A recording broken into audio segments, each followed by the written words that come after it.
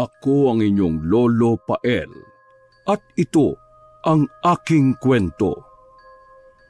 Angelito, anak ng engkanto. Aba, Ginoong Maria, napupuno ka ng grasya. Ang Panginoong Diyos ay sumasa iyo. Bukod kang pinagpala sa babaeng lahat at pinagpala naman ng iyong anak na siya. Kasalukuyan noong nakaharap sa may kalakihang altarang dalagang si Purisma kasama ang kanyang inang at tatang sa kanilang bahay. Taimtim silang nananalangin ng mga dasal bilang solidong deboto o katoliko at bahagi ng paparating na Semana Santa. Ito ay bahagi na ng kanilang buhay at tradisyon mula pa noong panahon ng mga Kastila. Subalit natigil ang pagdarasal na iyon nang mamilipit si Purisima dahil sa sakit na nagmumula sa ibaba ng kanyang tiyan. Ilang minuto ang itinagal noon. Halos mapaluha na siya at agad na humingi ng tulong sa kanyang mga magulang na naroon. Inalalayan siya ng mga ito at sandaling iniupo sa mahabang upuan na gawa sa piraso ng mga tabla at kawayan. Kitang-kita ang paghihirap sa mukha ng dalaga lalo na nang pumatak ang namuunitong mga pawis mula sa noo pababa sa mukha at leeg. Inang, tatang, tulungan niyo ako. Ang sakit ng tiyan ko. Hindi ko na kaya. Sa pagkataranta at pag-aalala, mabilis na kumuha ang kanyang inang ng isang basong tubig at ipinainom sa dalaga. Dahil doon, sandali itong nahimasmasan at nabawasan ng sakit na nararamdaman.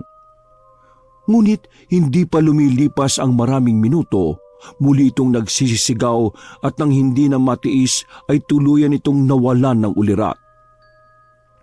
Bumagsak ang katawan ni Purisima sa kinauupuan at animoy sandali itong nawalan ng buhay. Nang madala sa silid ng mga magulang, mabilis din nilang ipinatawag ang nobyo ng dalaga na si Benjamin kasama ang isang magaling na manggagamot sa kanilang baryo upang suriin ang tunay na kalagayan ng kanilang anak. Makalipas ang ilang minuto, sa wakas ay dumating na ang mga ito. Nasaan si Purisima? Ano pong nangyari? Nang ituro ng ginang ang kinaroroonan nito, mabilis pa sa 4:00 ang paglalakad na ginawa ni Benjamin. Sobra itong nag-aalala sa pinakamamahal na nobya. Sa isip ay naglalaro ang mga alalahaning hindi niya kakayanin kapag may nangyari kay Purisima. Sumunod at sumabay na rin sa kanya ang kasamang manggagamot na si Mang Isidro. Mahal? Mahal? Panggigising ni Benjamin ngunit hindi pa rin magkamalay ang nobyang si Purisima. Ilang beses na rin niyang hinaplos ang mukha nito at bahagyang niyugyog, pero wala pa rin itong reaksyon. Ibinaling niya ang tingin sa kasamang manggagamot. Si Mang Isidro ang pinakapinagkakatiwalaang albularyo sa kanilang lugar. Madami na itong napagaling gamit ang kanyang mga orasyon at talamang gamot. Umaasa ang binata na magiging maayos ang kalagayan ng nobya sa kamay ni Mang Isidro. Pakisuri ang kanyang kalagayan. Pakiusap. Bakit po siya inimatay? At sumakit din daw yung tiyan niya. Sabi ni Aling Erlinda at Mang Kanor. Bago niya suriin ang kalagayan ng dalaga ay maririnig itong nagsambit ng isang orasyon. Kinuha niya ang baong langis at maingat na naglagay sa kanyang mga palad. Ipinahid niya ang basang kamay sa tiyan ng dalaga at hinilot yun ng dahan-dahan. Unti-unti ay tila nagiging malinaw na sa matanda kung ano nga ba talaga ang nangyari kay Purisima. Bahagyang nagtaka ang ekspresyon ng binata nang mapansing nakangiti ang albularyo. Nakaramdam siya ng kaba habang nag-aantay ng sasabihin nito. Nagdadalang tao ang nobyo mo, Benjamin. Ho? Sigurado po kayo?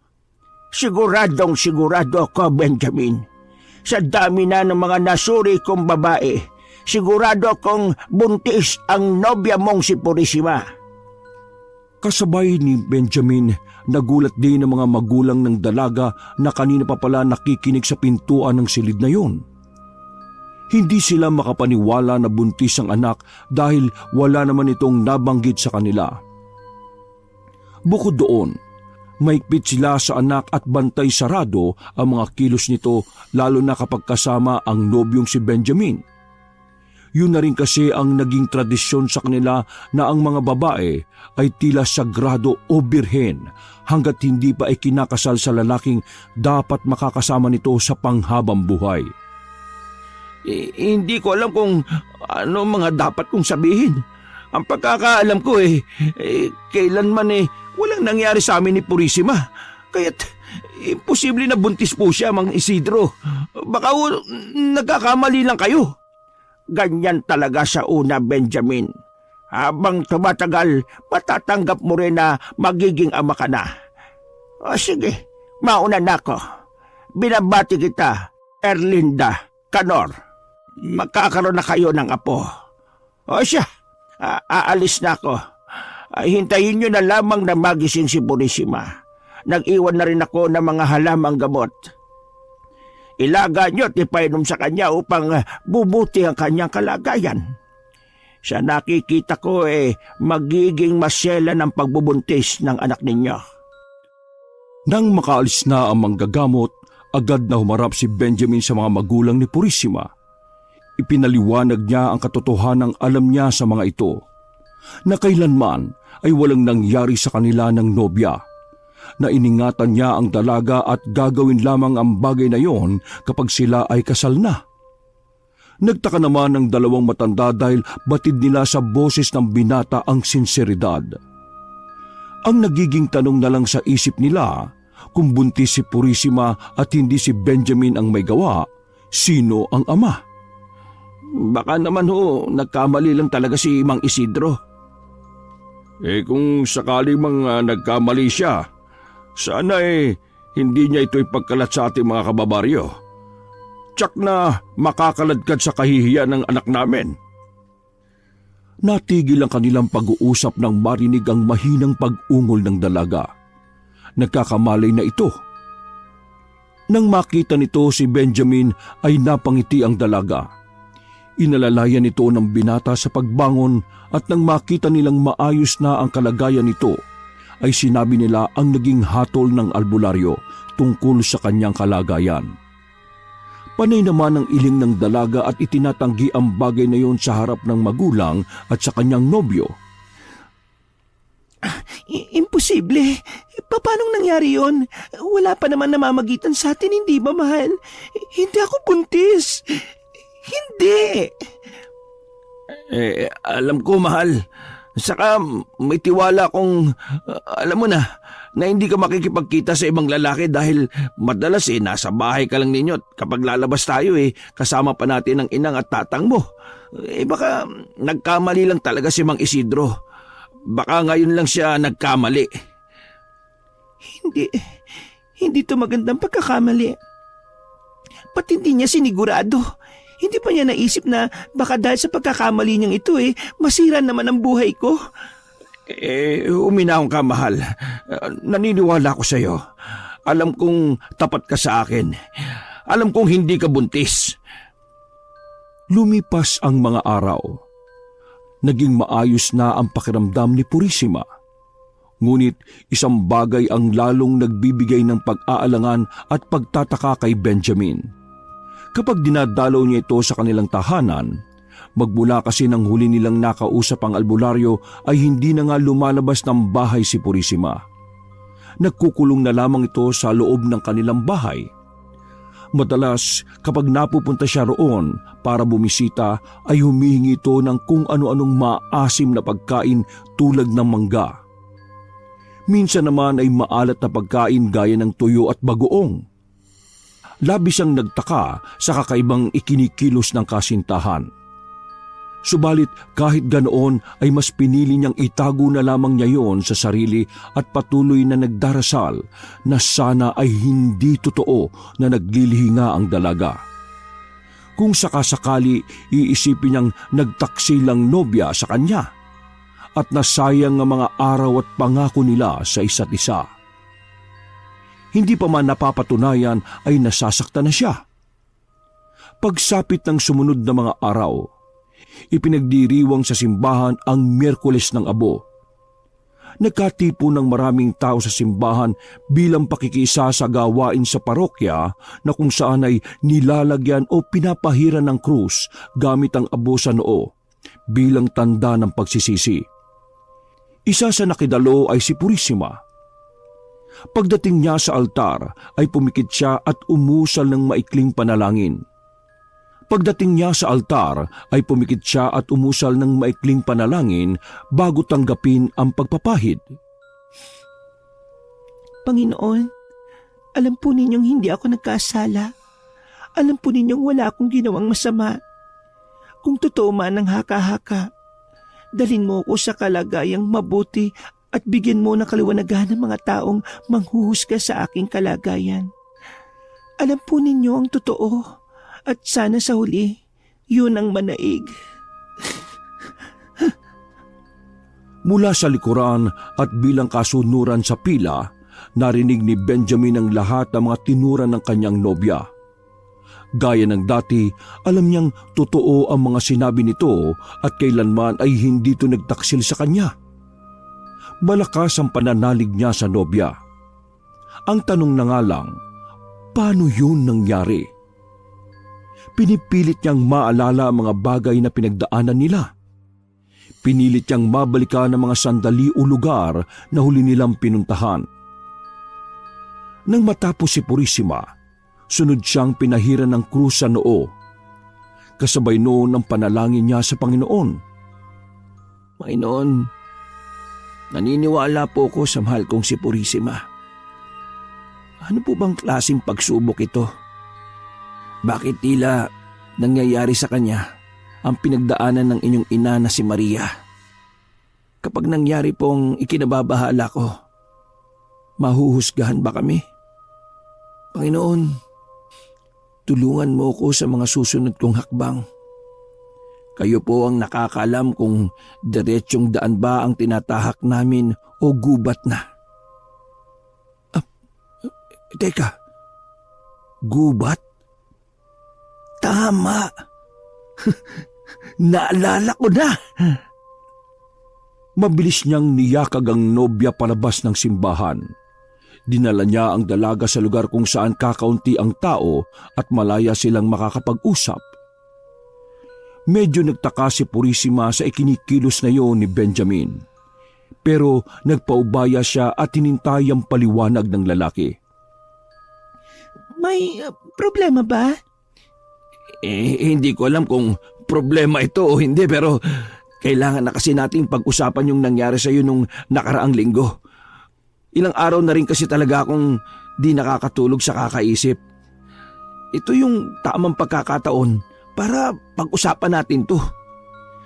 O sige, makikinig ako at asahan mong hindi ako magsisinungaling sa iyo. Alam kong iisa lang ang kabang nararamdaman natin at iniisip. Purisima, alam ko at alam mong buntis ka talaga. Sa hindi inaasahan, biglang napaluha ang dalaga. Baka sa boses nito ang paghihirap na kinikimkim. Ngunit sa kabilang banda, sa wakas ay mapag-uusapan na rin nila ang bagay na hindi nila alam kung paano nangyari. Kung bakit siya mabubuntis kung wala naman siyang nakakatalik. Mahal, alam mong ikaw lang ang gusto ko. Kailanman, hindi ako nagtaksil sa iyo. Hindi ako tumingin sa iba dahil mahal na mahal kita. At kung bubuo ako ng pamilya, ikaw yung gusto kong kasama. Ikaw ang magiging ama ng mga anak ko. Wala nang iba. Alam ko, mahal. May tiwala ako sa iyo katulad ng paulit-ulit kong sinasabi. Kaya kita dinala rito para makumpirma natin ang totoo. Itong mga sasabihin ko, mukhang napaka-imposible pero wala namang mawawala kung iimbestigahan natin. Ang alin, mahal? Ano bang iniisip mo? Naalala mo pa ba nung nagpunta tayo sa bukid ng mga magulang mo? 2 o 3 linggo na yata yung nakakaraan. Kasama natin sila noon pero nagpaalam tayong mangunguha lang ng ati sa masukal na gubat. May isang bagay akong hindi sinabi sa iyo dahil hanggang ngayon ipinagtataka ko pa rin. Ang naaalala ko lang noon, nanguha tayo ng atis at nakatulog ako dun sa mismong mga ugat ng puno. Hindi ko nga namalayan pero sabi mo, dala ng antok ay nakaidlip ako. Yun ang mga naalala ko. Ano ba ang bagay na hindi mo sinasabi sa akin? Wala akong maalalang iba hindi ka totoong basta lang nakatulog sa tabi ng puno, mahal. Noong papunta tayo sa masukal na gubat at hinahanap ang puno ng atis, bigla kang nawala. Masaya ako nagkukwento nun pero napatigil ako dahil biglang nanahimik yung paligid. Tapos, paglingon ko, wala ka na sa tabi ko. Akala ko nga nung una binibiro mo lang ako. Natawa pa nga ako dahil habang hinahanap kita, natagpuan kitang malapit sa puno ng atis. Mahimbing na ang tulog mo pero may mga napansin akong nag-iba. Bukod sa gumulo ang mga buhok mo, naalala mo ba yung sinabi kong may mga pula sa leeg mo? Oo. Pero sabi mo, baka kagat lang ng mga langgam yun, di ba? Sinabi ko lang yon dahil nagtataka at natatakot ako. Ayokong aminin sa sarili ko na baka nasalasyan ako ng isang engkanto. Naniniwala ka ba sa sinasabi ko? Ano? Posible ba talagang mangyari ang bagay na yan sa akin? Hindi natin malalaman ang katotohanan kung hindi natin titingnan ang lahat ng mga pwedeng mangyari. Nang sumeryoso ang mukha ni Benjamin ay bahagyang nanahimik at natulala ang kasamang dalaga. Unti-unting dumaloy ang luha sa magkabila niyang pisngi nang tuluyang pumasok sa isip ang ibig ipakahulugan ng nobyo. Naintindihan na niya ito. Kinapa niya ang kanyang tiyan at marahan yung hinaplos. Napaisip siyang baka nga dadanasin din niya ang matagal na haka-hakang kumakalat na kwento sa kanilang baryo tungkol sa mga nabubuntis na mga nilalang na di-tao. Napatitig siya sa kanyang pinakamamahal na kasintahan. Anong gagawin ko? Hindi to pwede malaman nila, Inang, at ng mga kababaryo natin. Lalo lang nila tayong huhusgahan. Lalo lang nilang iisipin na naghahanap lang ako ng dahilan, na nagpagamit ako sa iba, na nagtaksil ako sa iyo. May gumamit na kasi ng ganitong istilin noon kaya hindi ako sigurado kung maniniwala sila. Mahirap paniwalaan ang nangyaring ito sa akin. Baka itakwil ako ng mga magulang ko. Anong gagawin ko? Isa lang ang pwede nating gawin habang hindi pa huli ang lahat. Ipapalaglag natin ang mabubong sanggol sa sinapupunan mo. Pero ikaw ang tatanungin ko kung ayos lang sa iyo. Ipinagbabawal ito sa relihiyon natin at itinuturing na malaking kasalanan pero sigurado naman mapapatawad niya tayo kasi ito ang pinakamainam na solusyon sa problema natin. Oo, tama ka. Dahil kung demonyo lang din naman ang mabubuo sa tiyan ko at ipapanganak, siguro naman ay maiintindihan ako ng Panginoon kung bakit ko yung gagawin. Kung ganun magtungo tayo kay Mang Isidro. Ngayon na. Pagdating sa tahanan ng matandang albularyo, ay agad nilang sinabi dito ang kanilang napag-usapan.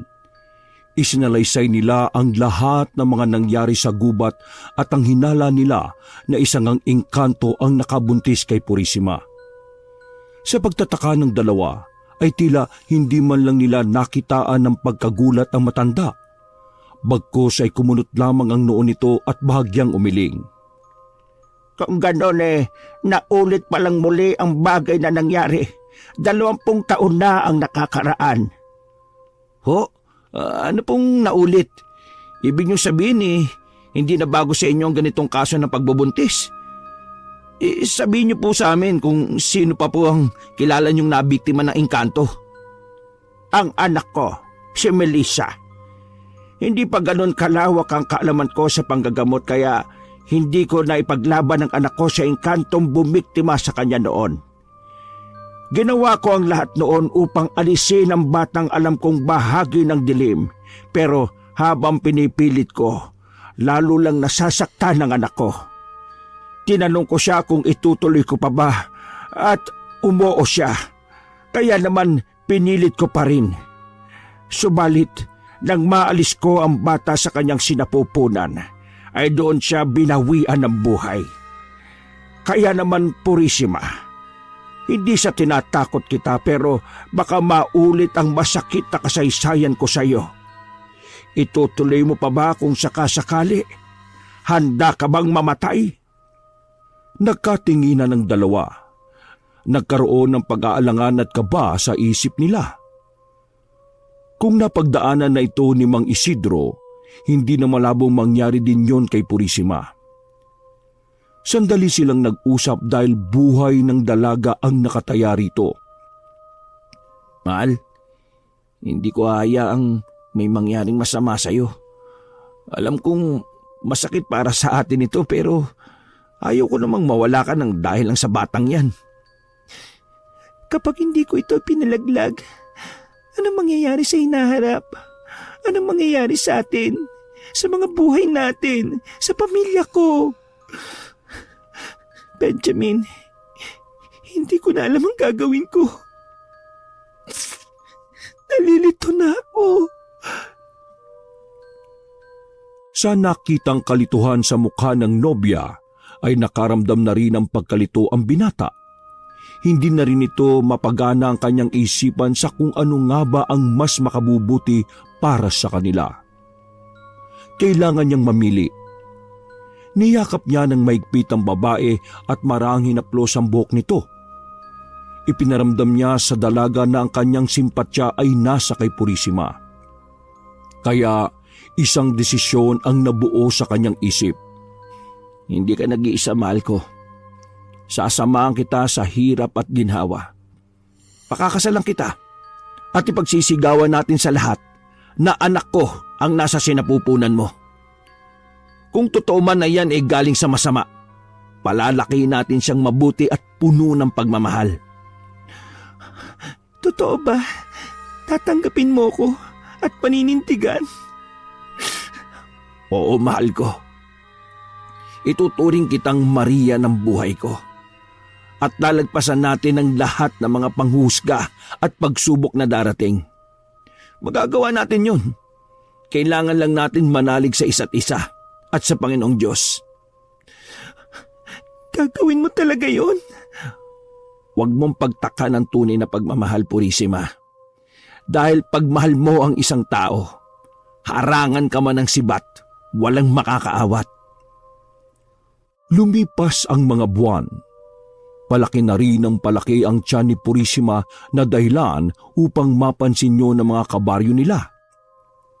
Dahil doon, nagpasya si Benjamin na pakasalan ng nobya at tuluyan ng ituring na kanyang asawa.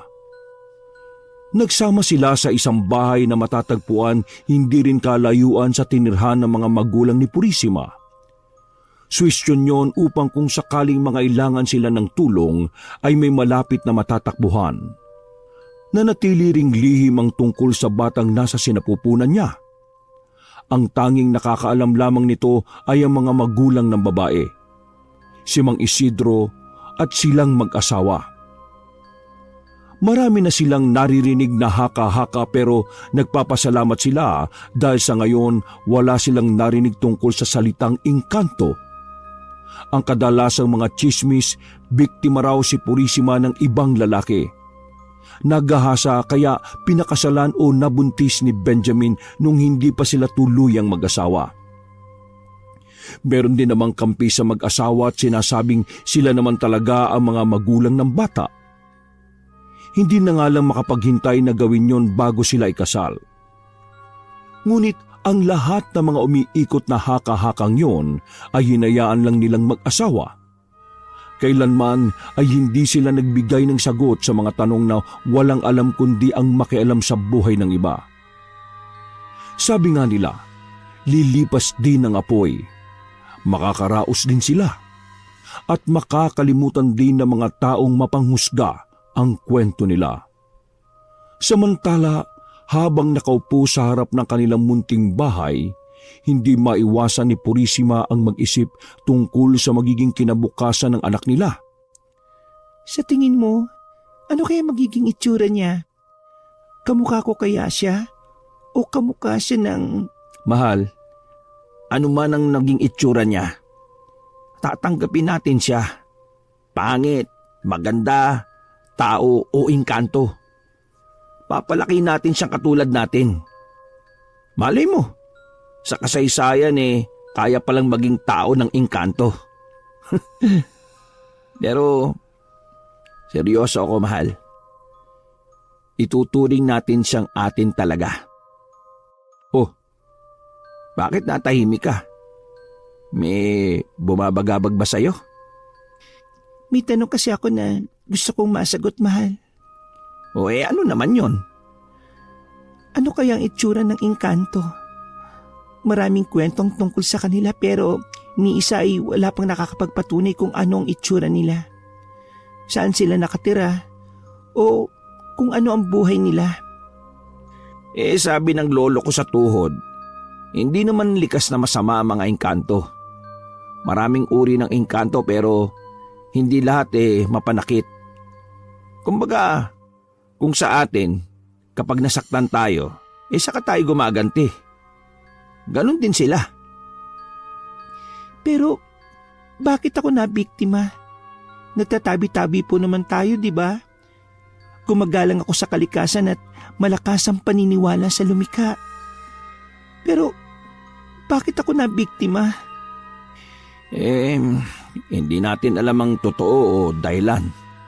Pero mahal, alam kong mabuti kang tao. Huwag mong isipin ang mga dahilan kung bakit mo sinapit ang bagay na yan. Siguro, kasi talagang maganda lang ang mahal ko. Kaya kahit hindi tao nagkakagusto sa'yo. Pabiro man yung binanggit ni Benjamin pero may katotohanan ito. Minsan kasi ay nakakausap niya si Mang Isidro at ito ang isa sa mga dahilan na naiisip nila kung bakit nagustuhan at nabiktima ng engkanto si Purisima. Kung sakasakaling totoo man, si Purisima kasi ang dalaga noong kahit sino ay mapapalingon kapag siya'y paparating. Kinagigiliwan siya ng madami. May maamong muka, malaporsilanang kutis, mahinhing boses at mapupungay na mga mata. Halos lahat na yata ng katangian pang dalaga ay nasa kanya. Bukod roon, napakarelihiyoso pang tao at talaga namang may takot sa Diyos.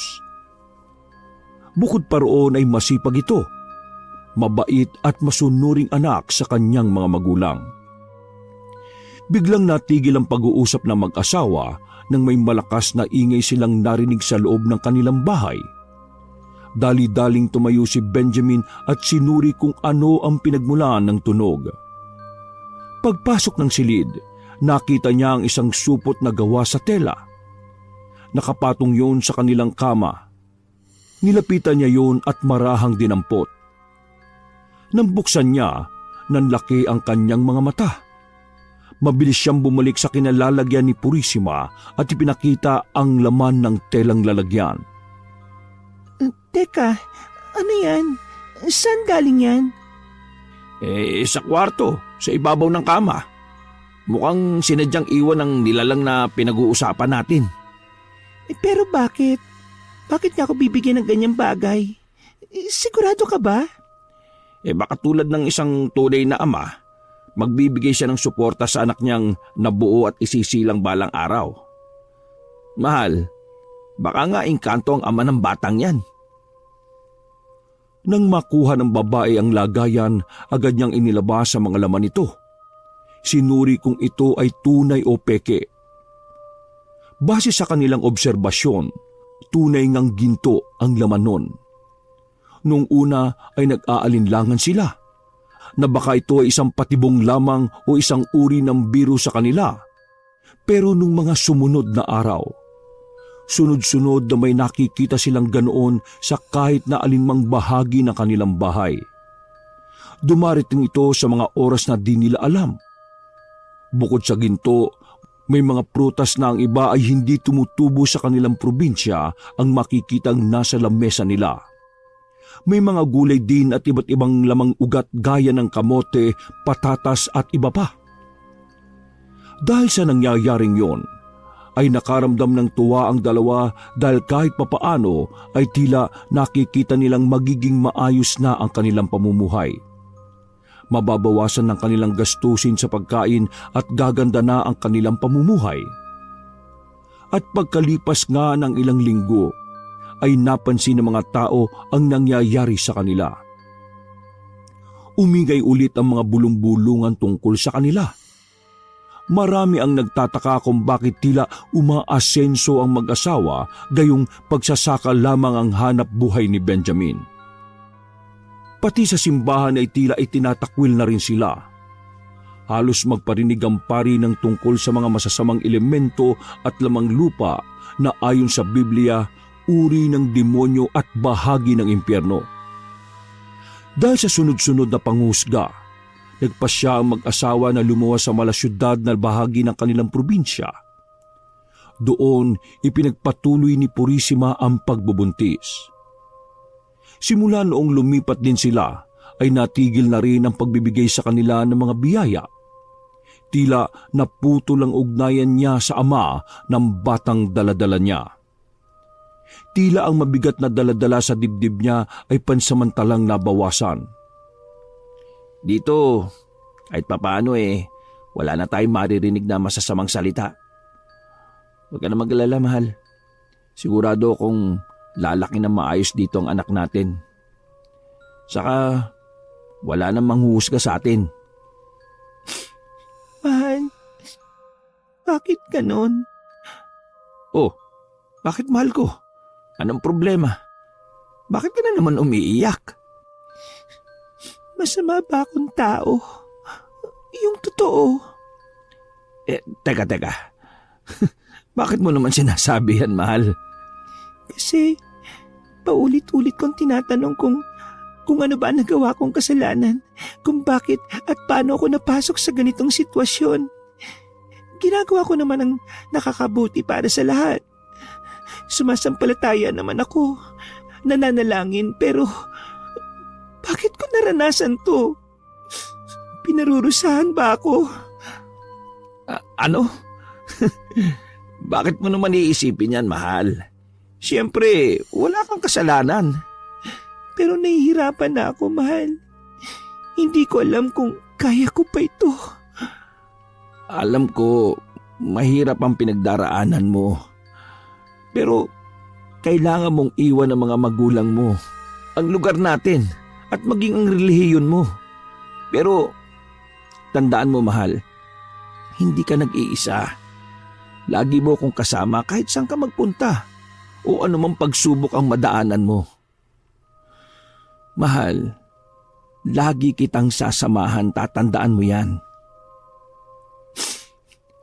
Alam mo, mabuti na nga lang at nandyan ka talaga. Hindi mo ako iniwan. Dahil pag nagkataon, hindi ko alam kung anong mangyayari sa akin kapag wala ka. Nagsimula nga ng panibagong buhay ang mag-asawang sina Purisima at Benjamin. Gamit ang mga natitirang ginto na bigay sa kanila, bumili sila ng maliit na lote at nagpatayo ng munting bahay na sapat lamang para sa kanila at sa magiging anak nila. Ilang buwan na rin silang walang balita sa kani-kanilang mga pamilya at kabaryo. Pagsapit ng buwan ng Enero, ipinanganak na ni Purisima ang sanggol na nabuo sa kanyang sinapupunan. Sa kaba at pangamba nga ay kumuha na lang sila ng isang kumadrona at sa tahanan na mismo nila nanganak si Purisima. Nang marinig ang iyak ng sanggol, labis ng ngiti ang nabuo sa kanilang mga labi. Hindi iba o kakaiba ang kanilang anak, kundi normal na tao. Habang nasa bisig ng ina, hindi maiwasan na mapatanong si Benjamin kung ano ang gusto ng asawa na ipangalan dito. Angelito, mahal. Para siyang anghel na biglang dumating sa buhay natin. Ituturing ko siyang biyaya kaya Angelito ang gusto kong ipangalan sa kanya. Napakagandang pangalan, mahal. Angelito, anak, kumusta ka? Ako to, si Papa Benjamin mo.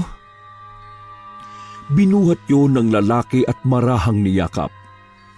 Napatingin siya sa itaas at nagpasalamat na tinupad ang kanilang dasal na maging normal na bata ang magiging anak ng asawang si Purisima.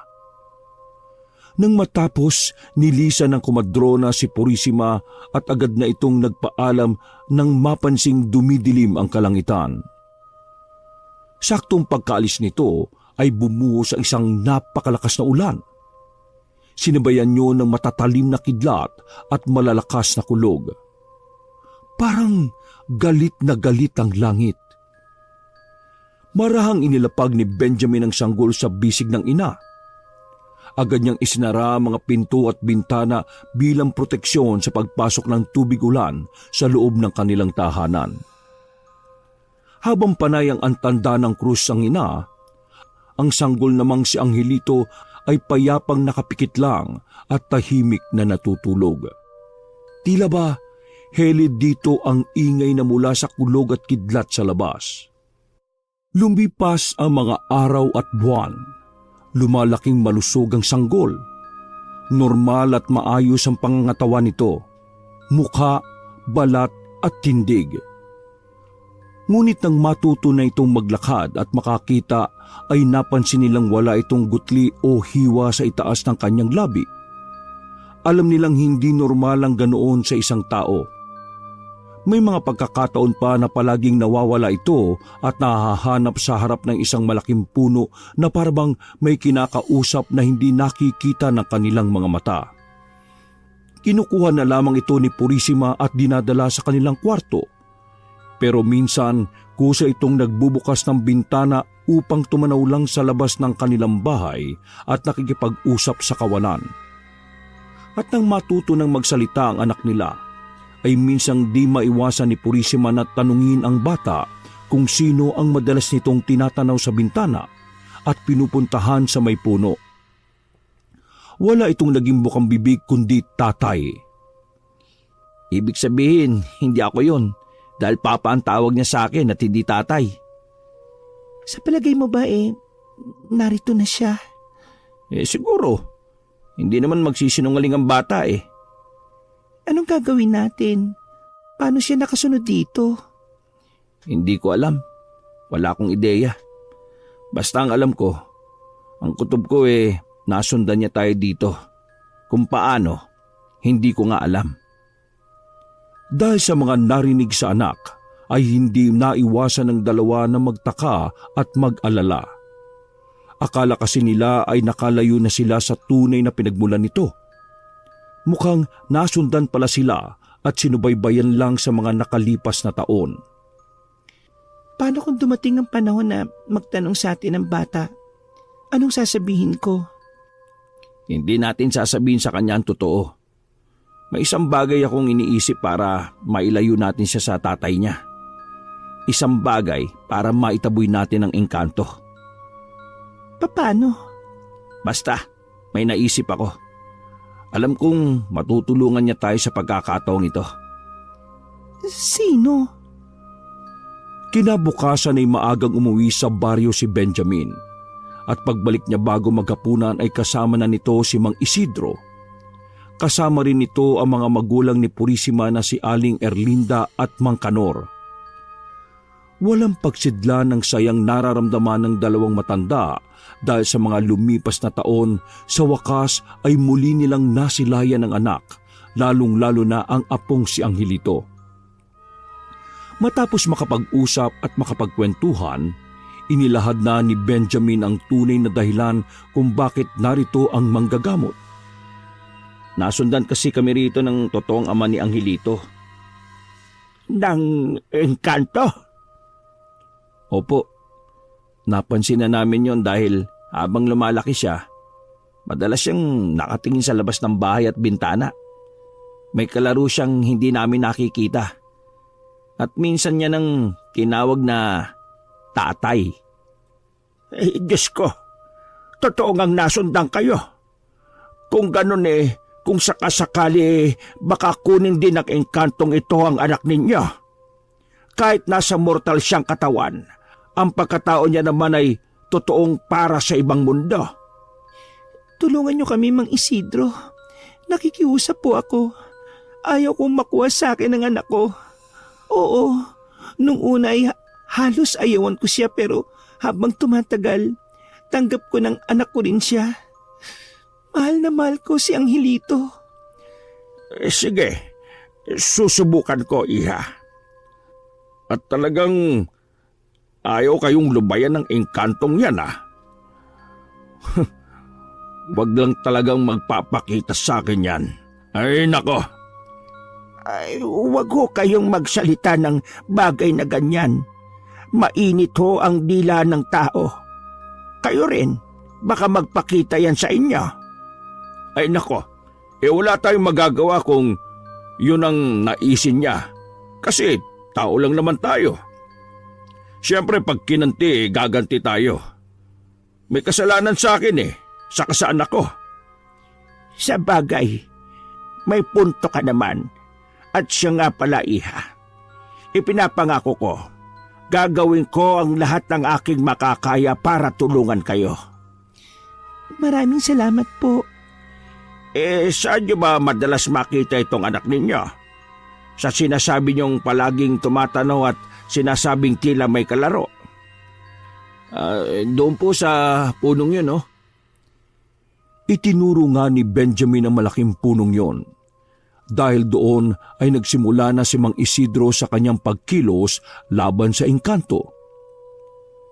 Naglagay ang manggagamot ng mga palayok na may usok mula sa malalakas na pangontra at mga halamang dahon na tugat. Nagbigkas din ito ng mga dasal na nasa wikang Latin. At kasabay nun ang paghawak sa puno upang palayasin ang engkanto. Sa hindi inaasahang pagkakataon, napasigaw ang dalawang matanda ng manginigang katawan ni Angelito na kanina pa pala nanunood sa nakabukas na bintana. Mabilis itong tinungo ni Benjamin at binuhat upang pakalmahin ang anak-anakan. Subalit patuloy yon sa panginginig at napansin nilang tila kinukuha nito ng hininga at buhay. Napatingin sila kay Mang Isidro na patuloy na itinataboy ang engkanto sa puno ng akasya. Ilang sandali, nang hindi matiis ni Benjamin, napasigaw ito sa kinatatayuan ni Mang Isidro. Tama na po! Itigil niyo na po yan! Ngunit, malapit ko nang mapalis ang engkantong narito.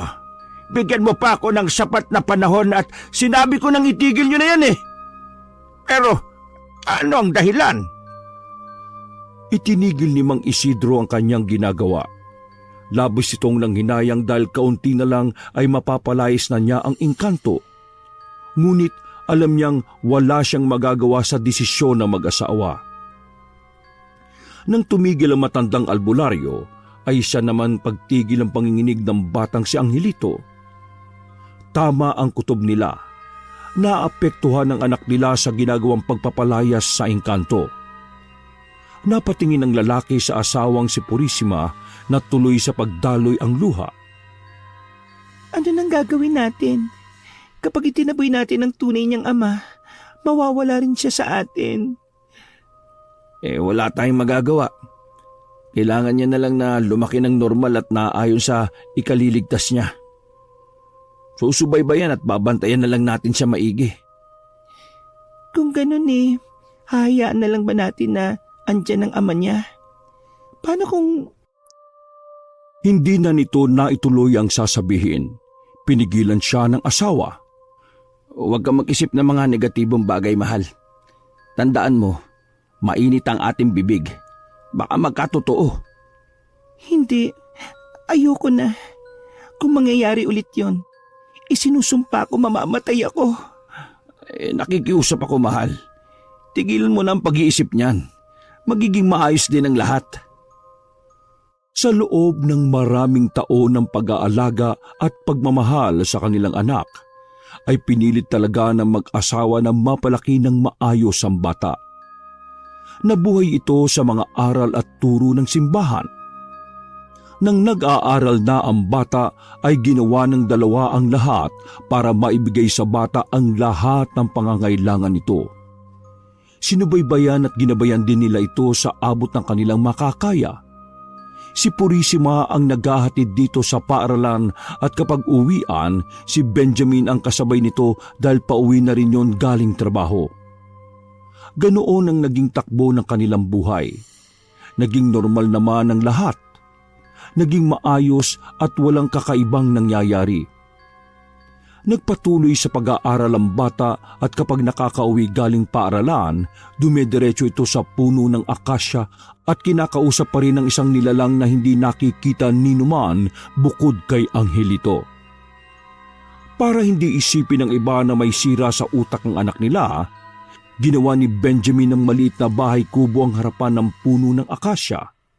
Simula noon, lalo na kapag walang pasok, ay doon natambay ang anak ng mag-asawa. Ngunit nagbago ang lahat nang magsimulang tuksohin ng batang si Angelito ng mga kaedad nito at maging ng mga kaklase dahil nga sa wala itong gutli o lubog sa itaas ng labi. Madalas itong asarin na bingot at pinaoperahan lang ng kanyang mga magulang. Lumaking matatag ang bata at hindi naapektuhan. Subalit habang tumatagal, sinasaktan na rin ito at itinutulak ng iba kapag nakikita. Hindi minsan na binato ito at nagkasugat siya dahil sa mga ito. Palagi siyang umuuwing umiiyak, hindi lamang sa sakit na nararamdaman sa pisikal kundi maging sa emosyonal na aspeto.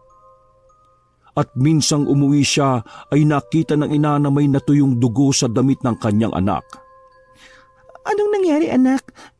Bakit may mga sugat ka at dumi? Wala po, Mama. Naglalaro lang po kami ng mga kaklase ko. Nadapa po ko kaya nagkasugat at nadumihan yung damit ko. Pasensya na po Mahirapan po kayong maglaba. Ay nako, walang problema ron, anak. Sa susunod, mag-iingat ka, ha? O halika na, gamitin natin yung mga sugat mo. Ginamot yun ni Purisima at nang matapos, maagang natulog ang bata. Pagdating ni Benjamin galing trabaho, nag-aalala ito dahil maaga raw na umuwi ang anak na si Angelito. Nang malaman ang nangyari, agad niya itong tinungo sa silid at sinuri ang sinabing mga natamong sugat nito. Subalit nang puntahan niyo ng lalaki ay nagulat sila nang wala nang makitang anumang pinsala sa katawan niya. Maski peklat ay wala. Hindi ako pwede magkamali. Marami siyang sugat kanina eh. Eto, tingnan mo, may dugo pa ang damit niya. Nakumpirma nga yun ni Benjamin at dahil doon, nadagdagan ng kanilang pag-aalala at pangamba.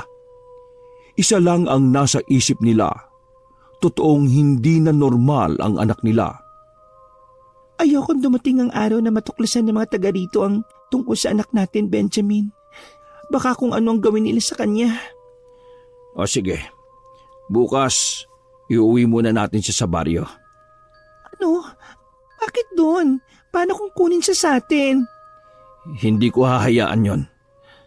Sa bagay, gusto ko na rin ding makausap at makita ang engkanto na yon.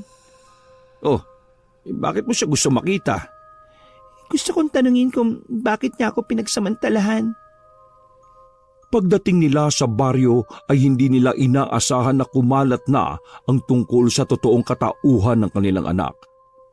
Alam na nilang hindi si Benjamin ang ama ng batang si Angelito at ito ay totoong anak ng engkanto. Bagamat natatakot sila sa maaaring mangyari sa kanila dahil sa panghusga ng tao ay binaliwala na lamang nila yon. Nagpatuloy sila sa paglalakad hanggang sa marating nila ang tahanan ng dalawang matanda. Ang unang araw nila ay normal at natapos ng masaya kasama ang isa't isa. Ngunit kinabukasan ay nagulantangang marami dahil marami sa kanilang mga kababaryo ang tinubuan ng sakit sa balat. Dahil sa kakatuwang pangyayari na yon, isa lang ang kanilang sinisisi. Walang iba kundi ang anak ng engkanto. Ang mga nagkakasakit ay nangihina. Lumaki ang tiyan nila at madaling magnaknak ang kanilang mga sugat sa katawan. Agad nilang napansin na ang nagkakaroon ng mga ganoong sakit ay ang mga bumati kina Angelito pagdating nila. Malakas ang naging paniniwala nila na may kinalaman ng bata sa kanilang pagkakasakit. Isa raw sumpa ang batang si Angelito. Anak, wag ka munang lalabas ng bahay ha. Doon ka muna sa kwarto. Mag-uusap lang kami ni na mama mo. Agad namang tumalima ang bata. Ayan lang nga. Nangyari na ang kinatatakutan natin. Alam niyo bang isinisisi kay Angelito ang pagkakasakit ng mga tao rito? Ano namang kinalaman ng anak ko sa mga nangyayari sa kanila? Umiiwas na nga kami. Ano bang patunay nila na ang anak kong malas sa lugar na ito? Oh, uminaong ka. Pag-usapan natin itong mabuti. Huwag na nating idaan sa init ng ulo. Nakakasawa na rin ho kasi. Ang lupit naman nila sa amin. Hindi sila makatarungan.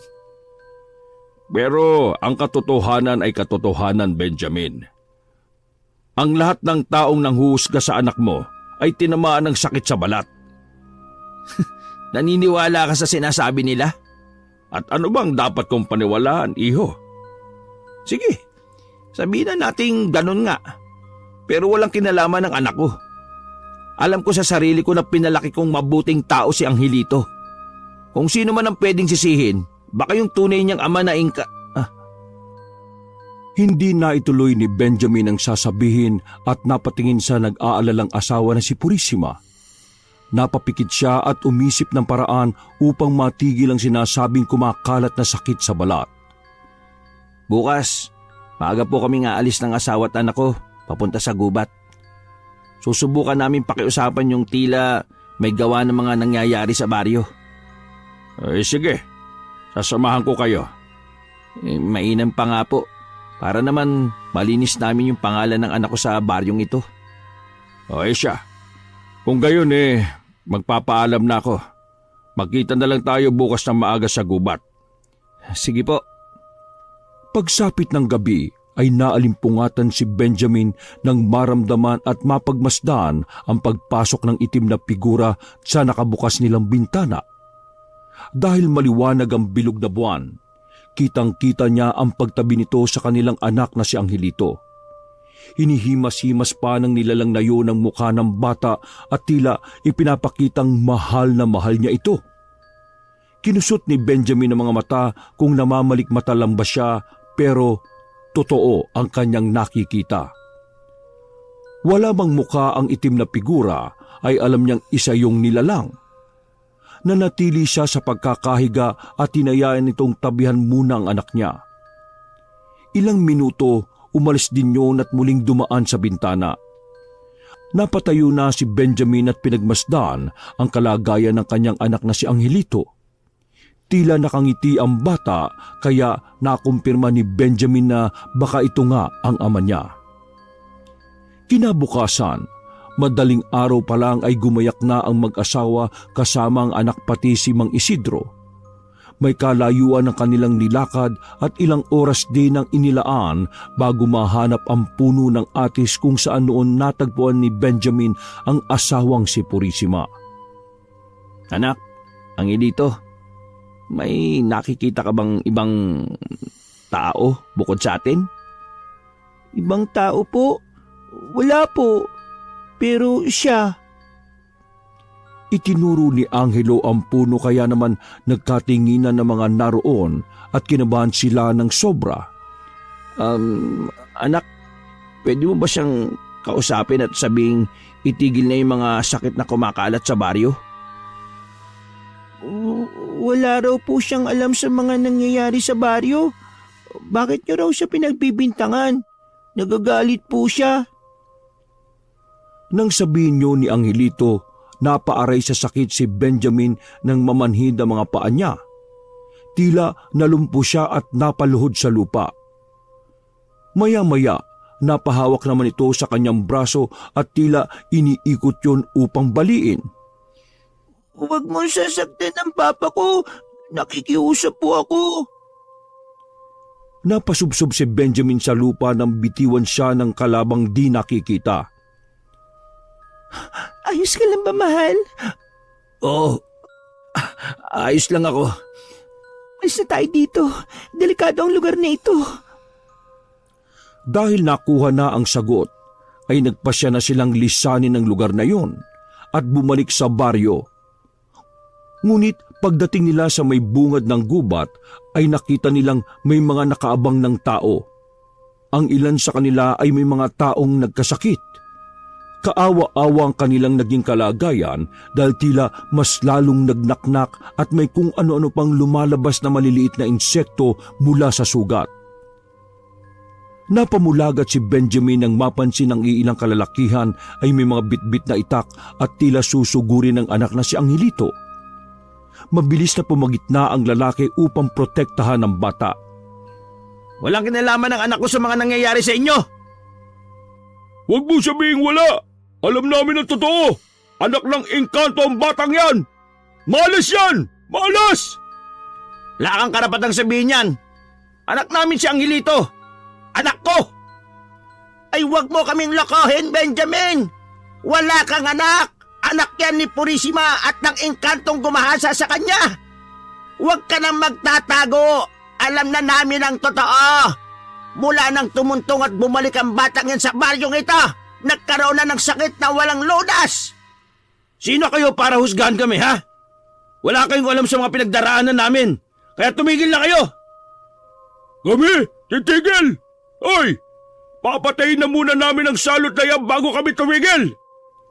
Inuulit ko, walang kinalaman ng anak ko o ang engkantong tinutukoy ninyo.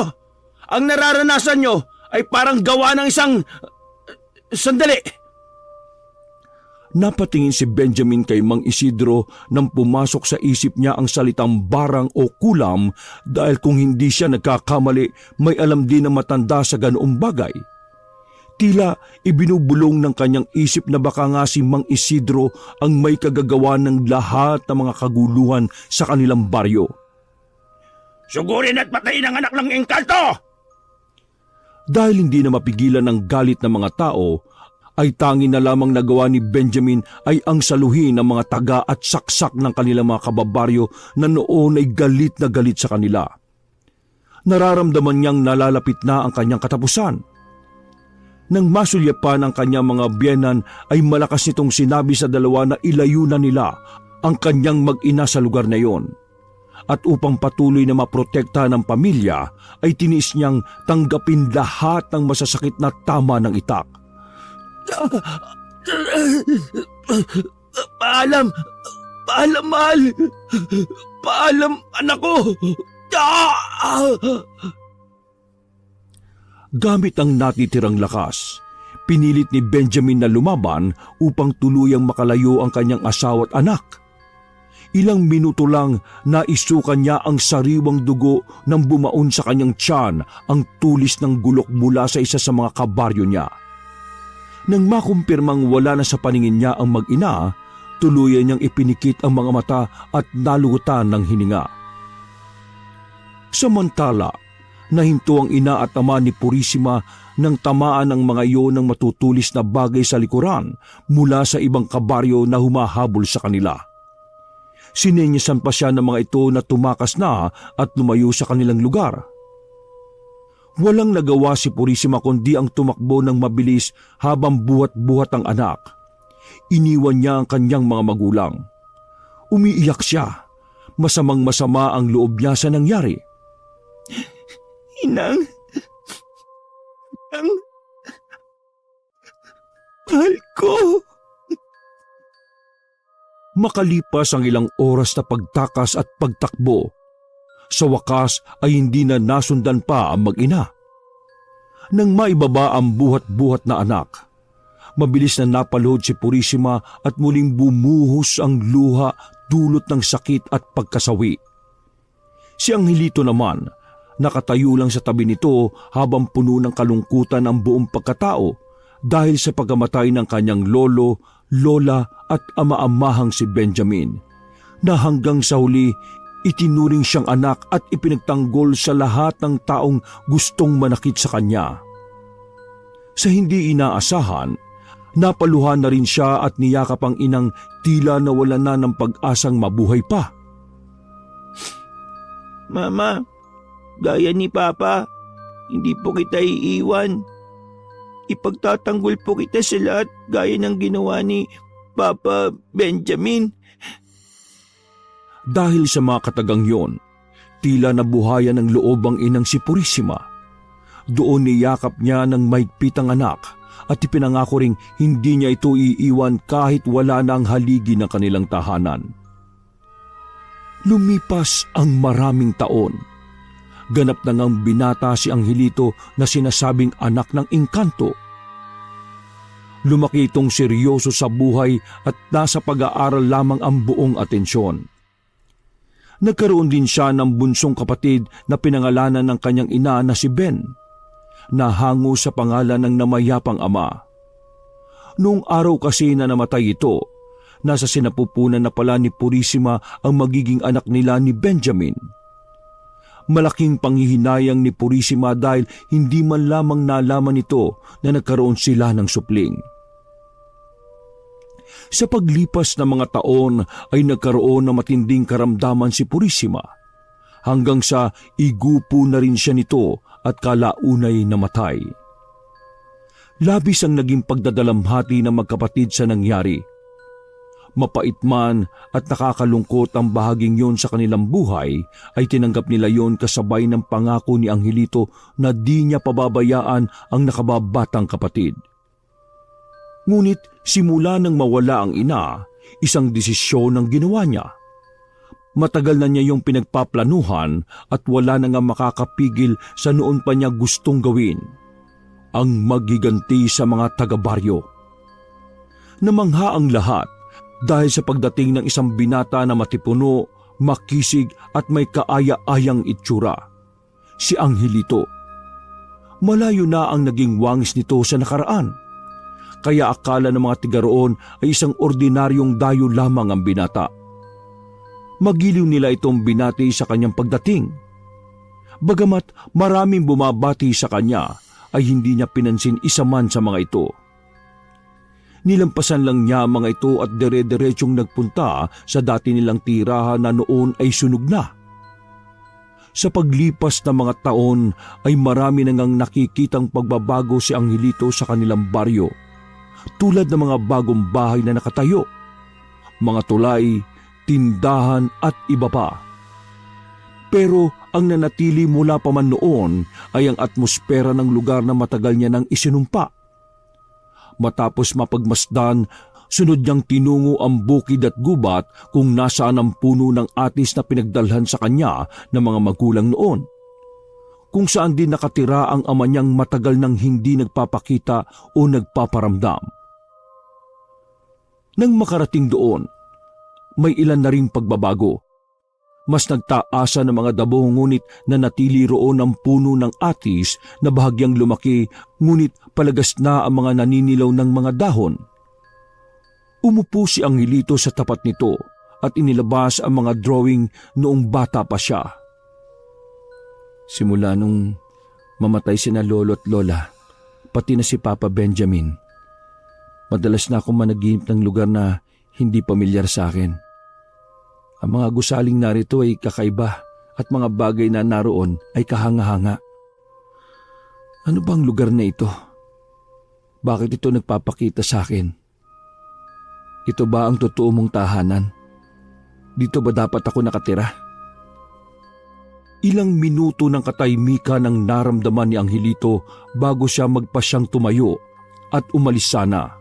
Ngunit isang boses ang bumulong sa kanya. Isang salita ang binigkas nito na tila tunog biringan, na ayon sa kanyang kaalaman ay tila narinig niya na ito. Hindi niya lang alam kung saan o kailan, dahil papagabi na rin, nagpasa siyang magpalipas ng gabi sa maliit na kubong nasa bukid nila. Nilinis niya yun at inalis sa mga gumagapang na halaman. Nang matapos ay agad siyang humiga at dahil madilim at malamig, dinalaw agad siya ng antok. Ngunit hindi pa man nagtatagal ang pagkakatulog ay bigla siyang napamulat ng makarinig ng malakas na tugtugan at parang nagkakasiyahan. Tila musika mula sa kung anong etnikong grupo na hindi kalayuan sa kinalalagyan niya. Para sa kanya, imposible dahil nasa gitna siya ng bukid at walang syudad o malapit na nayon sa kanila. Pagbangon, napakunot siya ng noo nang mapagmasdan sa hindi kalayuan ang tila maliliwanag na mga bagay. Hindi siya nagkakamali. Mga matataas na gusali ang nakikita niya. Ang magubat na lugar ay tila nagkaroon ng mahabang kalsada na may mga ilaw mula sa kubong kinalalagyan niya patungo sa tila napakalaking syudad. Hinampas-hampas pa niya ng kamay ang kanyang ulo para masiguradong hindi siya nananaginip. Mabilis niyang kinuha ang mga dating drawing at nakumpirma niyang parehong-pareho ito sa nakikita niya ngayon. Ito ba ang biringan? Dala ng kuryosidad at pagtataka, ay lumakad siya sa nakikitang napakahabang kalsada. Tila inaanyayahan nito ang binata. Habang papalapit ay unti-unti ngang lumilinaw sa kanya ang bawat detalye ng lugar na yon. Isang syudad na maliwanag at sobrang asensado. Habang patuloy siya sa paglalakad ay may natanaw siyang 2 pamilyar na tao na nakatalikod sa kanya. Hindi siya makaimik agad dahil tila napupuno ng labis na kasiyahan ng kanyang puso sa inaasahan niyang muli nilang pagtatagpo. Mama, Papa! Pagtawag niyang yun ay lumingon ng 2. Sina Purisima at Benjamin. Pinasalubungan nila siya ng parehas na matamis na ngiti at mahigpit na yakap. Umiiyak siya sa galak. Dahil totoong matagal na siyang nangulila sa 2 tao na yon na nagbigay sa kanya ng totoong pag-aaruga at pagmamahal. Hindi maipaliwanag ang saya niya ng mga oras na yon. Ngunit hindi pa man nagtatagal ang mga yakap na yon ay biglang naglaho ang mga ito na parang bula. Bigla siyang nawala ng balanse at tuluyang nasadsad sa lupa. Bigla niyang naimulat ang kanyang mga mata. Isang panaginip lamang pala ang pangitain na yon. Isang makatotohanang panaginip. Sumilay ang ngiti sa labi ni Angelito. Babalikan ko kayo, Mama, Papa. Pagsapit ng umaga, bumalik ng muli si Angelito sa baryo upang tapusin ang totoong pinunta niya rito. Ang balikan ng mga taong naging dahilan ng pagkamatay ng kanyang lolo, lola at ng ama-amahang si Benjamin. Pagdating doon, nakasalubong niya ang isang matandang lalaki na pamilyar sa kanya. Nakayuko na ito at kuba na. May panyo sa ulo at sobrang kulubot na ng mga balat. Nanlaki ang mga mata na matanda nang mamukaan siya. Ang anak ng Engkanto, nagbalik na! Ikaw? Nakilala din ni Angelito ang matanda. Ito ang albularyong madalas nalapitan ng kanyang mga magulang. Samantala, ang malakas na sigaw na iyon ng matanda ay nakatawag ng pansin sa mga taong nasa malapit. Dahilan upang ang mga matatanda na nakakaalam ng kwento tungkol sa salot na anak ng Engkanto ay nagsilapitan at tila sinipat kung totoong siya nga ang batang yun dati. Napansin ni Angelito na ang ibang mga naroon ay may mga peklat pa sa katawan. Naalala niya na nagkaroon nga noon ng kumakalat na sakit sa balat na siya ang sinisisi at sinasabihang may dala ng sumpang yon. Sila ng kanyang amang Engkanto ang dahilan umano ng kanilang paghihirap. Anong masamang hangin ang nagdala sa iyo dito pabalik, Angelito? Oo, nagbalik ako upang ibunyag ang katotohanan na hindi noon kagad nasabi ng tatay kong si Benjamin. At ano ang kasinungalingan na alam mo? Huwag ka nang magmaang-maangan dyan, tanda. Alam kong alam mo kung bakit ako nandito. Ako ang anak ni Benjamin. Narito ako para magiganti sa ginawa niyong pagsira sa pamilya ko. Nang banggitin nito ang pangalang Benjamin, mabilis na kumuha ng mga gulok at patalim ang mga nasa baryo. Balak nilang saktan at patayin ang binata kaparehas ng pagpatay nila sa kanyang ama at iba pang kapamilya. Nang sumugod sila, ay agad silang nilapitan ni Angelito. Hindi nito alintana ang mga patalim na hawak ng mga ito. Ayaw niyo bang malaman ang totoo? Kung sino talaga ang may gawa ng mga yan sa inyo? Manahimik ka!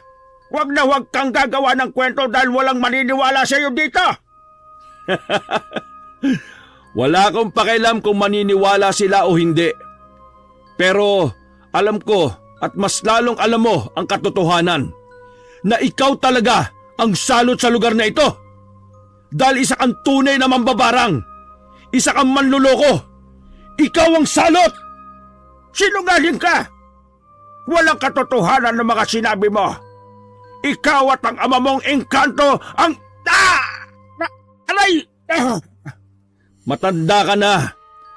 Kaunting oras na lang ay kakainin ka na rin ng mga uod na alaga mo. Kaya magsabi ka na ng totoo. Alam ng lahat na isa akong magaling na at mabait na albularyo. Marami akong natulungan sa bayan na ito. Ikaw lang at ang ama mo ang may kakayahan na manakit at Hindi na ituloy ni Mang Isidro ang sasabihin ng mamanhid ang mga paa nito at mapaluhod sa lupa. Maya-maya umikot ang mga braso nito na tila binabalian. Nang makita ng mga tao na nadidihado na ang kakamping albularyo, ay nagtangka ang mga itong sugurin ng binata. Subalit tulad ng nangyari kay Mang Isidro ay namanhid din bigla ang kanilang mga paa at di na makakilos. Makinig kang mabuti, tanda. Bata pa lang ako. Alam ko na ang naging kwento ng buhay mo. Nakikinig lang ako at nag-oobserba. Pero huwag mong kalimutang dalawa ang ama ko na pareho mong pinagbintangan. Isa sa kanila ang nagpoprotekta sa akin at ang isa naman ay nagsasabi ng katotohanan. Napagsamantalahan din ang anak mo noon ng isang engkanto. Sa pagpupumilit niyong mapatay ang bata, namatay rin ang anak mo. Isang bagay na kailanman ay hindi mo matanggap. Kaya nang malaman mo ang tungkol sa kalagayan ng aking ina, kinuha mo ang pagkakataon na yon upang makaganti. Hinintay mong isilang at lumaki ako. Nung sinubukan mong puksain ang ama kong engkanto, hindi ka nagtagumpay dahil sa pagmamahal ng ama kong tao. Nang magbalik kami rito, gumawa ka ng paraan para sabay-sabay kaming mapatay kasama na ang ina ko. Ngunit sa ikalawang pagkakataon, bigo ka ulit. At ngayon, ako na ang papatay sa iyo! Gamit ang isip, lalong pinilipit ni Angelito ang mga braso ng matanda. Inalala niya ang sigaw at paghihirap ng kanyang ama at kung paano nila walang awa itong pinagsasasaksak, pinagtatataga, pinagbababato at pinatay. Napasigaw ang matanda sa sakit. Tama na! Pakiusap! Tigilan mo na ang pananakit! Maawa ka! Maawa? Kayo ba naawa sa papa ko noon? Matagal na ang pangyayaring yon. Patawarin mo na kami! Matagal na. Pero matagal din namin pinagdusahan. Ang isang kasalanan din naman namin ginawa. Kayong mga tao, makikitid ang pangunawa ninyo. Wala kayong ibang ginawa kundi ang manghusga ng kapwa ninyo. Kayong lahat! Kayo! Sisingilin ko sa pagsira nyo sa mga buhay namin. Huwag! Tama na ang Angelito. Hindi ba't sabi mo mahusay kang albularyo? Ba't di mo ako labanan gamit ang kakayahan mo? Ano? Hindi mo kaya? Kasi nga, huwad ka! Hindi ka tunay na manggagamot. Ikaw ang salot! Oo! Aaminin ko na. Ako nga ang dahilan ng pagkalat ng sakit sa balat ng mga kabaryo ko. Angelito, patawarin mo na ako. Ang tingin ng mga kabaryo ay nalipat sa matandang namimilipit sa sakit. Ngayon, alam na nilang walang kinalaman si Angelito at ang pamilya nito sa nangyari sa kanilang baryo. Nagkamali sila at nakapatay ng mga inosenteng tao. Gamit ang isip, pinakawalan ni Angelito ang matanda at ang mga taong naroon. Dahil sa nalaman na isang mambabarang ang dating hinangaan na albularyo, ay galit na galit nilang pinagbububugbog yon hanggang sa tuluyan na nga itong nawalan ng buhay. Pagkatapos ng malagim na pangyayaring yon, ay ibinaling naman ng binata ang paningin niya sa ibang tao na naroon. Nakilala niya ang ilan sa mga yon ang pumaslang sa kanyang ama at sa kanyang lolo at lola. Tandang-tanda niya ang bawat detalye ng mga pangyayari ng araw na yon. Angelito, patawarin mo na kami. Ngayon lang namin nalaman ang katotohanan. Ngayon lang kami natauhan. Mali ang ginawa namin. Mali na pinatay namin ang mga taong walang kinalaman sa mga nangyayari sa amin. Mga hangal! Alam niyo palang mali pero inulit niyo pa rin. Pumatay na naman kayo ng tulad niyong tao. Balita ko mga deboto kayo. Malapit kayo sa sinasamba niyong Diyos. Pero bakit kayo pumapatay ng paulit-ulit? Hindi niyo sinusunod ang kanyang mga utos. Ngayon sa tingin niyo, ay hindi magiging makatarungan kung gagawin ko rin ang mga bagay na ginawa niyo at ibalik ang mga kalupitang yun sa inyo? Wag! Wag ang Angelito! Wag! Isang matalim na titig ang nakita nila sa mga mata ng binata. Bigla silang nakaramdam ng kilabot dahil sa nakitang labis na galit sa mukha niya. Ilang sandali ang lumipas ay nakaramdam sila ng pagbigat ng kanilang paghinga. Nanikip ang kanilang mga dibdib hanggang sa napalod ang iba sa lupa. Habol nila ang kanilang hininga. Napapahawak sila sa kanilang liig at dibdib. Ilang segundo lang ay humandusay na ang marami sa lupa. Ang ibang buhay pa ay nagmamakaawa at paulit-ulit na humihingi ng tawad. Totoo nga ang paghahalintulad na ginawa niyo noon sa amin. Tila ang ina kong si Purisima ay si Maria. Nabuntis ng walang taong ama. Hinusgahan, itinakwil at binalak na paslangin. Ang pagkakaiba nga lang nilang dalawa, si Maria ay nagbunga ng dahil sa Diyos at ang aking ina naman ay nang dahil sa engkanto. Hindi sana ako ganito dahil mabuting magulang sina mama at papa. Napalaki nila ako ayon sa magagandang asal ng tao. Pero kayo ang nagmulat sa akin ng mga kalupitang pwedeng gawin ng isang mortal. Kaya aanihin niyo ang aking paghiganti. Pagbabayaran niyo ng inyong buhay ang ginawa niyo mga kalupitan. Lahat ng nagkasala ay nagbayad na nga ng buhay. Walang nagawang ibang nakasaksi kundi ang lumuha dahil sa pagkawala ng kanilang mga kaanak. Subalit dahil sa nakitang kakayahan ng binatang anak ng engkanto ay walang nangahas na umimik at lumaban. Tinanaw na lamang nila ito habang naglalakad palayo sa kanila. Bumalik sa kubo si Angelito at sa pananatili niya roon ay nagdesisyon siyang lisanin na rin ang mundo. Sa isip ay wala ng dahilan pa para manatili siya sa mundong hindi naman talaga para sa kanya. Kumuha siya ng gamit na panulat at mga papel. Sinimulan niyang isulat ang isang liham na para sa kanyang kapatid na si Ben. Para sa pinakamamahal kong kapatid. Ben, alam kong mabibigla ka sa mga huling talata na mababasa mo sa liham na ito. Ngunit, yun ang totoo at kailanman na hindi ko yun pwedeng itago, lalong-lalo na sa'yo. Noong nabubuhay pa sina mama at papa, masaya ang lahat, lalo na nung hindi pa ako dumarating sa mundong ibabaw. Si Mama Purisima, isang babaeng relihiyosa at kilalang maganda sa nayon natin noon. Si Papa Benjamin naman, isang lalaking napakasipag at may respeto sa lahat. lalo na sa mga kababaihan. Sila ang mga magulang natin na kung titingnan, napaka-perpekto.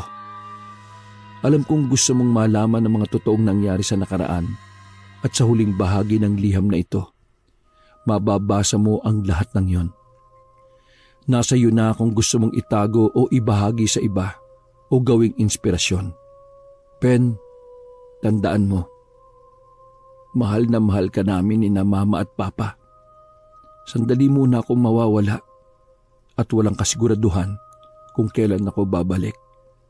Mag-iingat ka lagi at gayahin mo si Mama. Manalig ka sa totoong lumikha. Nagmamahal ang kuya mong si Angelito. Matapos maisalaysay ang lahat ng mga naging kaganapan sa kanilang buhay, ay isang liham ng pamamaalam ang agad nga niyang ipinadala sa kanyang kapatid na nasa syudad. Isang lugar ang gusto niyang puntahan, yung lugar na tatanggapin siya ng buong buo. Yun ay ang tunay niyang tirahan, ang mundo ng mga engkanto. Alam niya na hindi lamang panaginip ang mga nakikita niya tungkol sa lugar na yon. Alam niyang totoo na nakakapunta siya roon at pinalalabas lamang na isa yung panaginip. Simula nga ng araw, buwan at taong yon, hindi na muli pang natagpuan ng binatang si Angelito. Hindi na ito nakita at muling gumawi sa kinamumuhi ang baryo. Samantala, ang kapatid na si Ben, bagamat nag-iisa na, ay hindi naman nagpatalo sa mga hamon at pagsubok ng buhay. Nanatili siyang matatag. Nag-aral at pinilit na magtagumpay sa buhay. Di tulad ng kanyang kapatid na si Angelito, mas naging mabait sa kanya ang mundo. Naabot nito ang kanyang mga pangarap at naging isang matagumpay na guro. Sa kasalukuyan ay nakabuo na rin ito ng isang masayang pamilya. Namuhay sila ng tahimik at sagana. Ngunit sa kabila ng masayang buhay, minsan ay napapaisip din si Ben tungkol sa kanyang kuya. Minsan din ay hinahanap niya na muli nga silang magkita. Ang kwento ng pamilyang yon at ang lahat ng mga nangyari sa baryong yon ay patuloy na napag-uusapan kahit lumipas na ang maraming taon. May mga nagbago na sa ilang detalye pero iisa ang nananatili. Naging karakter ng isang nakakatakot na kwento si Angelito at ginawang panakot sa mga batang pasaway. Umano'y kung hindi sila susunod sa mga magulang, ay maaring bumalik si Angelito para sila ay kunin at dalhin sa mundo ng mga engkanto at hindi na makakabalik sa tunay na mundo. Bagamat tuluyan nang nag-iba ang istorya ng ilan, may isang katotohanan ang di maaring magbago sa kwentong yon. Ito ay ang paalala na hindi tayo dapat manghusga sa ating kapwa. At huwag nating palaging pinaiiral ang gawaing masama. Laging tandaan, ang lahat ay may kabayaran. Wakas!